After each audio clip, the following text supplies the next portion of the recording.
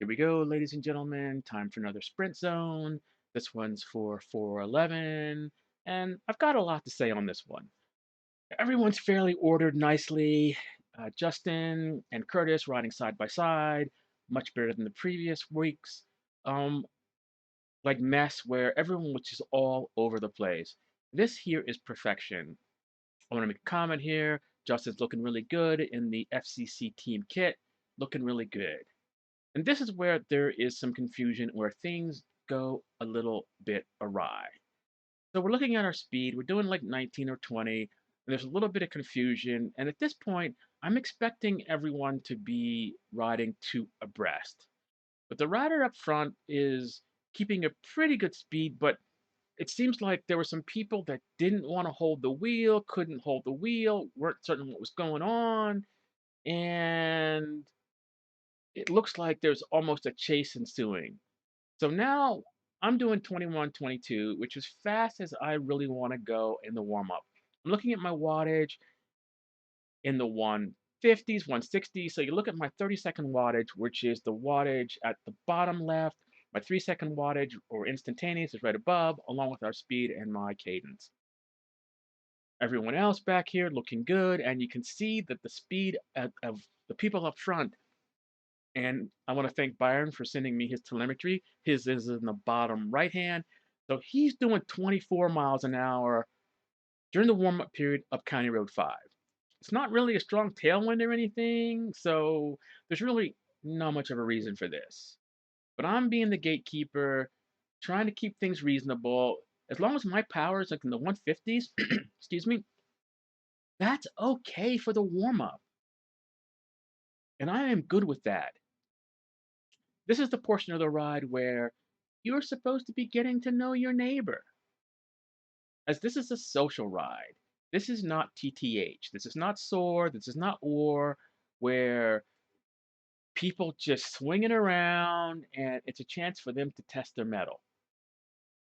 Are there chances on this ride for us to do that? Yes, there are. And that is what the sprint zones are for. And that's part of the culture of this ride.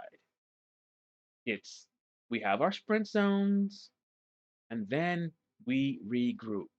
It gives everybody a chance to get this out of their system, to get training out of the ride if they want, to get a chance to socialize and debrief and do it all over again. But as we can see, there's a group up the road already. And in the old days, riders would say, hey, the rest of the group is back, where are we going? Is there selfishness going on? I don't know. Is there confusion? Maybe they weren't aware we were back there. But I just want to reiterate that that's not where I want this ride to head in the future. We should all be back enjoying ourselves, enjoying the camaraderie, enjoying what this ride was founded on. That being said, now we're heading into the beginning of the sprint zone. We're slowing down, everyone's power is coming down, and here's where there was a bit of confusion that I'm going to talk about here. Coming into the stop zone, we can see the riders up front have pretty much stopped. You can see Byron's speed 8 miles an hour, and for some reason, they've stopped in the middle of the road. I am not certain what is up with this. So I'm going to just stop this right now and have a little chat here. So here we go. We got people in the middle of the road stopped, which kind of indicates that we should be going straight. But in fact, we're making a right-hand turn, so just from the point of stopping, I mean, if there were cars behind us or whatever, this is really not the behavior that's going to be good. So as we can see, the rider in the blue assumes that we're going straight, passing the group, which I think is kind of questionable, because why are you trying to get ahead of the group? And if you're a new rider, why are you not observing the culture of the ride? So let's continue.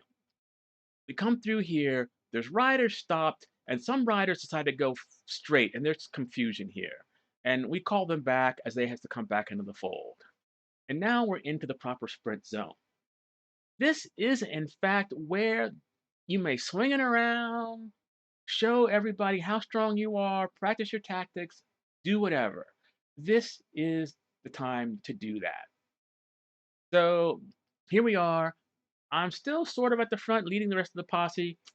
16, 17 miles an hour, maybe 18, and my wattage isn't that much higher than it was during the warm up. But I decided to push it a little bit, and so I'm doing, and you can see my 30-second power, 164 watts, and I am walking away from people. Oh, and I'd like to mention up in the upper right hand, we've got Byron's camera from the rear. So this is like a crazy speed that we were doing 16 miles an hour, like during the sprint zone, and you people were up there doing 24 during the warm up. Come on now. What is going on here? So Herning gets a little frustrated. I feel his frustration. Nobody wants to do anything. It's lackadaisical. What's going on here? Are people just relying on the supers to do their work? Regardless, things are starting to get afoot. Happy to have Curtis Jensen, who hasn't been around for a while, starting to push the pace a little bit to get back up there, to bring the sprint zone into what it should be, and we're good. We got Marcelo behind me, who was struggling earlier, and I can see he hasn't been out much because his stroke's just a little bit choppy. It gets better in the later seasons, but you can tell he's not been out that much. Looking at my power now we're real. I've got an average of like 204 watts or so for the last 30 seconds, and this is good as we bring Hernan back into the field. Thank you, Hernan, for providing the carrot there to make certain that people are going to be honest and to get this whole sprint zone started. Looking in the rear there, Byron's camera. So Byron must be way in the back. He's on his gravel bike, and you can see those in the back are just relying on the supers to tow them up. Behind me, Ilka checking her watch. She really needs to get a speedometer on her handlebars. There's really no reason to take your hands off the handlebars unless you're pointing out something. Anyway, I digress. So Tim goes up the road because the speed and effort really isn't there yet. I'm kind of coasting in here, 100 watts or so, and I'm not going to pull all these people back.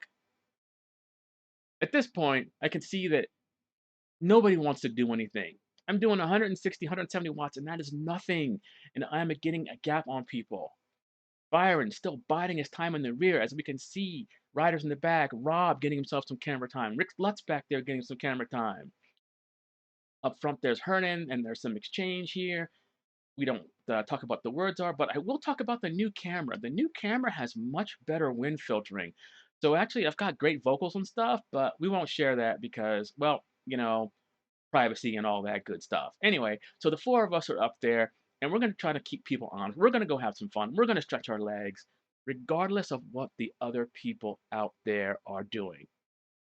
As we can see the Byron cam back there, lackadaisical, nothing's going on. It's as if he believes he's strong enough to bring people back and that we do not have the respect that we deserve. And we're okay. We got strongmen here. The issue is that there are stronger men in the back, and those would be JC, Ben Nelson, Byron himself, the Danger Men. But now it looks like Byron's starting to move up. Isla's got a good position on his wheel, moving up through the pack. And you can see that it looks like Ben has come and caught us, and Dean makes this crazy attack. And so I know that like Jamie and Ben were going to go after him, and I'm like, hey, he's going to die. There is no reason to go up there just yet. And so there is some civility here. As we can see up the road, Dean is up there. I don't know what he's doing. Everybody knows he's going to die. If you make it up to him, he's not going to be able to contribute because he's spun himself out and has blown himself up. But anyhow, the game is really good. So Ben goes to the front. And now there's a sense of urgency because Ben's a danger man. Looking back, we can see other players there. See John Lawyer of TTH fame. We see Greg. We see Ilka on the gravel bike. Ilka, please don't bring a knife to a gunfight. But given your FTP is like 180, that's pretty good. So you probably have a much higher watts per kilogram than I do. So I decide I need to go up here and expend some effort to try to catch these two because Ben's dangerous. The last time Todd Mellinger and Ben went off the front, it was game over. So now I'm up here barely hanging on.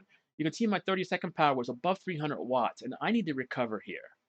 I am spent. And we look from the rear, we can see that Byron's still, not really all that concerned yet. I can see Isla still in tow, whatever, whatever, whatever. And it looks like who was up here but a legend, JC, welcoming back to the fold, and we are on the move. Dean, as I predicted, blows up, no help to us, And if it wasn't for Ben, I'd have been hung out to dry. So at this point, I'm trying to recover, and I am spent. And when this little grade goes, Ben has so much horsepower, I just can't stay on his wheel. And I'm just happy that some people come by, and then I can sort of sag back and maybe try to maintain some contact. Curtis comes back looking strong, others coming through. Andy Lockwood of fame comes through. And look, John Lawyer right behind me. He hasn't been out in a while, but it looks like we have a good break. And now, I don't know, Byron's still back there doing 19 miles an hour. Maybe no respect, not enough respect for the group up front, feeling he can bring people back. But he forgets there are other people here. There are others from Krypton, and that would be JC and Ben up the road. And with the handicap of Byron being on his gravel bike, this is going to be a hard chase for him. Thank you for bringing your telemetry here, Byron, if it was only just your speed. So the chase group is on, and I'm still just trying to recover back here. John Lawyer going to the front here of our group, keeping us honest, a good 23 miles an hour, and we can see this isn't really any faster than too much of what these people were doing in the warm-up. But I'm trying to hang on. Curtis looks strong. Mr. Lockwood looks strong back there. And it looks like we have a good group. Now we look at the Byron cam and we can see that I know how he likes to bring people up, but it was too little too late and no one can stay on his wheel as we have basically an empty frame. Up front, Mr. Lawyer pulls off. You can see his head dropped. It was a big effort as he brought us much closer to our prey. Falling back, we can see Mr. Lawyer in the road here, and now it looks like Byron comes through, and we can see he senses that the prey is up the road. He's probably thinking, I wish I had my other bike. I wish I hadn't waited so long.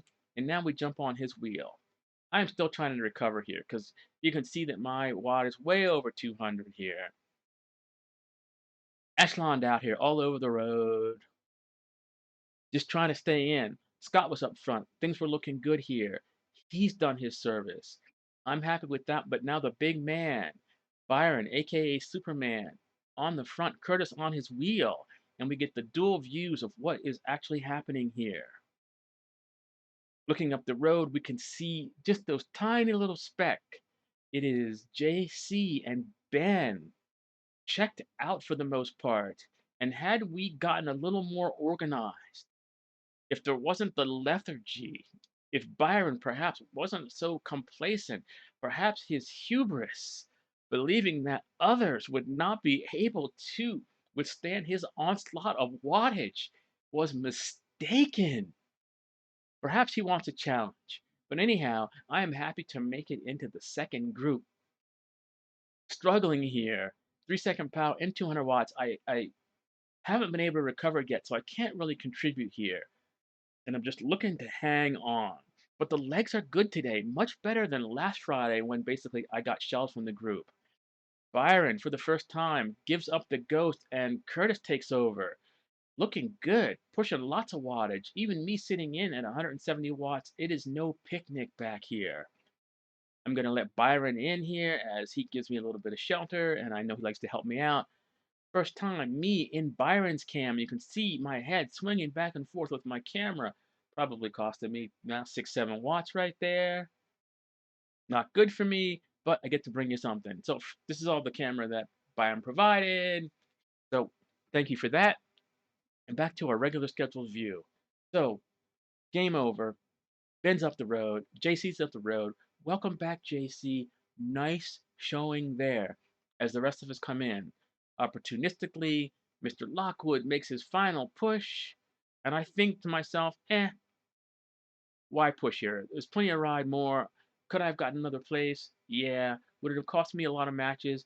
Oh, yeah. So let's just call it good. Others are pushing on here, and Scott comes through, and a top 10, I'm good with that. And life is good. So now I'm going to digress a little bit. So I made a speech at the beginning of the ride about how when we make our turn, we're going to slow down to 5, 7 miles an hour to regroup because part of the culture of the ride is we do our sprint zones and then we regroup. There's Ben, our champion, coming back, and the rest of us make the little turn here, and we're heading back.